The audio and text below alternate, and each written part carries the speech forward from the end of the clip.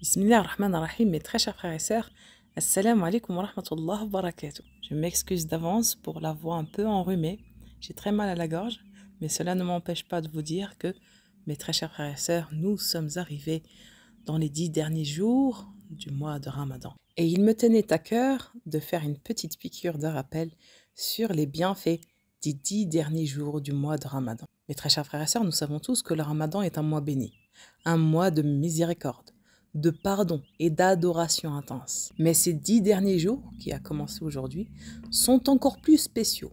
Ce sont des jours où la récompense des bonnes actions est multipliée, où les portes du paradis sont grand ouvertes, et où Allah Azzawajal, dans son infinie miséricorde, offre à ses serviteurs une occasion unique de se purifier et de se rapprocher de lui. Dans cette vidéo, Inch'Allah, nous allons voir les bienfaits et les mérites exceptionnels de ces 10 derniers jours du mois de Ramadan et comment en tirer le meilleur profit.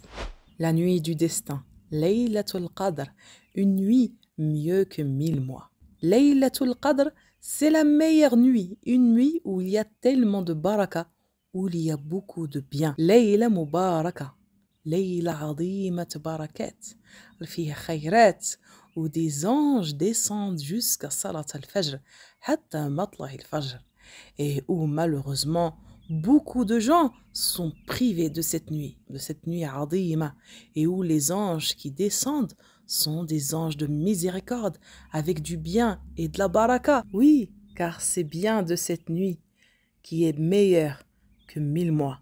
Elfi shahr. Et regardez, subhanallah, si on compte 1000 mois, ça nous donne à peu près 80 ans et quelques mois. Ça nous donne la vie entière d'un homme. Pas tous, car en général, la vie d'un homme, et comme il l'a dit le prophète Mohammed sallallahu alayhi wa sallam, c'est entre 60 ans et 70 ans. Donc la personne doit faire attention à ne pas rater cette nuit mubaraka et faire au maximum de bonnes actions et de s'approcher d'Allah Azzawajal. Ça, c'est parce que c'est la miséricorde d'Allah Azzawajal. Et on l'appelle la nuit du destin. Car il y a un grand destin, car ce n'est pas n'importe quelle nuit, par sa grande baraka et de khayrat qu'il y a dans cette nuit, et car cette nuit, les destins sont distribués. Yufraqu kullu amrin hakim.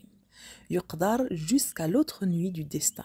Taqdir samawi. Layla sharifa. Et malheureusement, a'da ad-din de l'islam vont tout faire pour vous détourner de cette nuit mubaraka. Et ces personnes-là ont préparé pendant des mois pour détourner les musulmans du mois de Ramadan, surtout des 10 derniers jours du mois de Ramadan. Et si vous faisiez attention, vous allez voir que des fois, ils vont vous sortir des émissions ou des séries sur Netflix qu'il n'y avait pas avant. Et là, maintenant, ils vont vous bombarder de films, de séries, de choses pour vous détourner, subhanallah.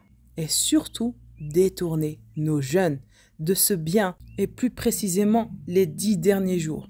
Et il faut que nous, parents, grands frères, grandes sœurs, tantes, responsables, nous laissons pas tomber nos jeunes.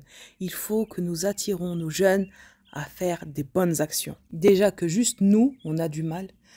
Des fois, on voit des parents qui sont là à regarder des émissions sur 2M ou des films, des séries sur Netflix. Ils perdent beaucoup de temps, subhanallah. Qu'est-ce qu'on va dire, nous, qui nous sommes vieux, alors que, subhanallah, nos jeunes sont si faciles à détourner. Et subhanallah, il faut, mes très chers frères et sœurs, que cette nuit-là, il faut qu'on fasse comme si c'était un invité. Quand vous avez, par exemple, un invité, vous prenez soin de lui ou d'elle, surtout si c'est quelqu'un que vous aimez, comme une tante, un oncle, un neveu ou un proche, n'est-ce pas? Vous faites tout pour que cet invité ne manque de rien. Eh bien, c'est pareil, mes très chers frères et sœurs. Ces 10 derniers jours, faut faire attention à ne pas manquer ce jour inestimable. Et donc, on attend cet invité, je veux dire, ce jour, avec impatience pour se rapprocher d'Allah Azzawajal, surtout les jours impairs. La nuit du destin est meilleure que 1000 mois. Surat al-Qadr, verset 3.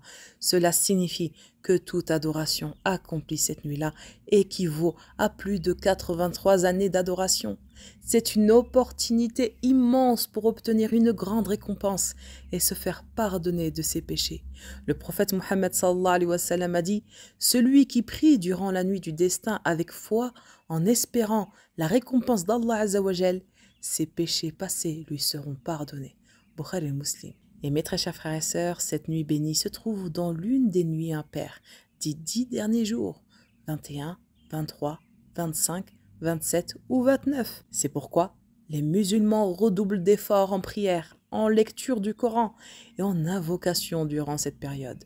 Le prophète sallallahu alayhi wa sallam nous a enseigné cette belle invocation à réciter pendant Laylatul Qadr. Allahumma innaka afoun tuhibbul afu fa'fu anni. Oh Allah, tu es pardonneur et tu aimes le pardon. Alors pardonne-moi. C'est une nuit où les cœurs sincères peuvent obtenir le pardon d'Allah et un immense bienfait pour ce monde et l'au-delà. Comment profiter au mieux des 10 derniers jours du Ramadan? Priez davantage, effectuez les prières nocturnes, qiyam al-layl, et prolongez ses supplications. Lire et méditer le Coran. Cherchez à comprendre ses enseignements et les appliquer dans sa vie quotidienne. Multipliez les invocations, notamment celles enseignées par le prophète Mohammed sallallahu alayhi wa sallam. Oh Allah, tu es pardonneur et tu aimes le pardon, alors pardonne-moi. Donner en aumône, saisir cette occasion pour faire preuve de générosité envers les plus démunis. S'isoler en retraite spirituelle, i'tikaf. Passer ses jours dans la mosquée pour ceux qui le peuvent, pour se consacrer pleinement à l'adoration. Les 10 derniers jours du Ramadan sont une occasion unique d'élever sa spiritualité et de chercher la miséricorde d'Allah. Profiter de Laylatul Qadr permet d'obtenir des bienfaits inestimables et de purifier son âme. Pendant ces 10 derniers jours, toutes les bonnes actions voient leur récompense démultipliée. Que ce soit la prière, le dhikr, la lecture du Coran, l'aumône ou toute autre bonne action. Tout compte encore plus durant cette période. Le prophète sallallahu alayhi wa sallam était encore plus généreux et actif dans l'adoration durant les 10 derniers jours du Ramadan. Il veillait la nuit en prière et réveillait sa famille pour profiter de ces instants bénis.